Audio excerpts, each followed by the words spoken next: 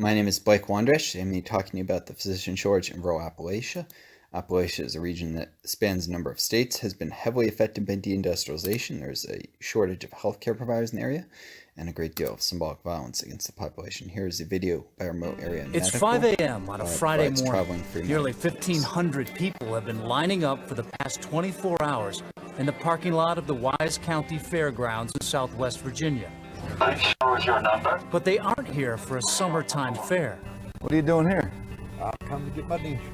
Yeah? Oh, you got to get new dentures? Yep. I have knee issues. I have a 7mm hole in my knee. I have a lot of trouble with my lungs right now, and I need to see a pulmonary specialist, so this was my only option. This is Remote Area Medical, a traveling health clinic known as RAM. Morning, doctor. And this is Stan Brock. We're heading for the gate to let people in. For the next 3 days, Brock and a team of volunteers will turn this fairground into a makeshift hospital, providing medical care to more than 2,500 people. People that are showing up. And Nightline was invited along to watch. It's always an amazing sight, isn't it? That here in America, at 5 o'clock in the morning, with rain threatening, there's 1,500 people out there.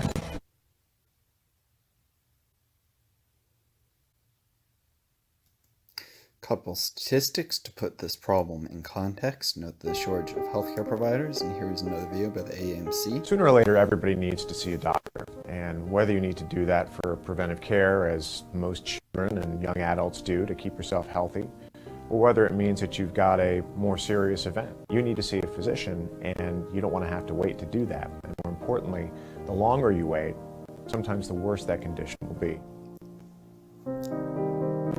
AMC has spent several decades looking at the appropriate number of physicians that we need to have to provide excellent care to the U.S. population. Our most recent workforce numbers have us concerned because they are predicting that within the next decade we will have between 46,000 and 90,000 physician shortage here in the U.S. If we want to make sure that people can actually access the care they need, you got to make sure there are enough doctors out there to take care of them.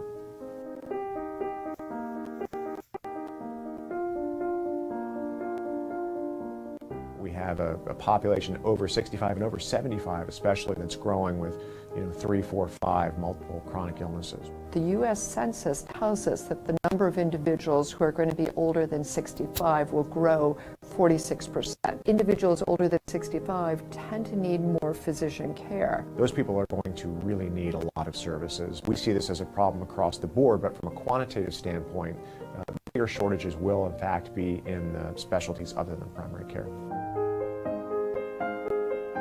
As we took a look at the workforce numbers, we have seen in particular that there's a shortage in certain specialties, like general surgery or vascular surgery. So we see a shortage of probably 30,000 or more of surgeons in the next 12 years. What you're going to see is for those physicians who are in practice, there will only be a certain number of people that they'll be able to see.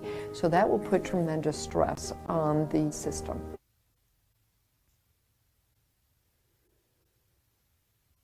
The problem has only grown worse since these videos were produced. As I said, symbolic violence has helped to fuel the problem, and there's been a great deal of structural violence. One of the most important forms thereof has been the closure of rural hospitals.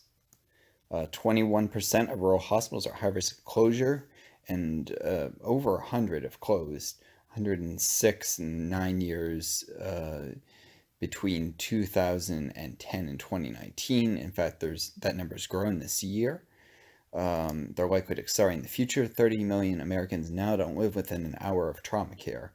And in areas like Appalachia, where there's a high rate of accidents, particularly motor vehicle accidents, opioid overdoses, these emergency rooms nearby are really necessary. A couple interventions that have attempted to help with some of the healthcare shortage. Remote Area Medical, which I showed you before, it's a traveling clinic, and Bobcat, which is peacetime military deployment of the National Guard. Literally, they did what they normally do in other countries. Here in the US, the problem has grown so bad. But if we're going to solve this long term, we need to train more doctors. And we need to provide incentives to practice in rural areas, additional fiscal support for the rural hospitals. I wish I had more time, but I'm hitting up against 5 minutes here. So I really do hope you enjoyed this, and thank you for watching.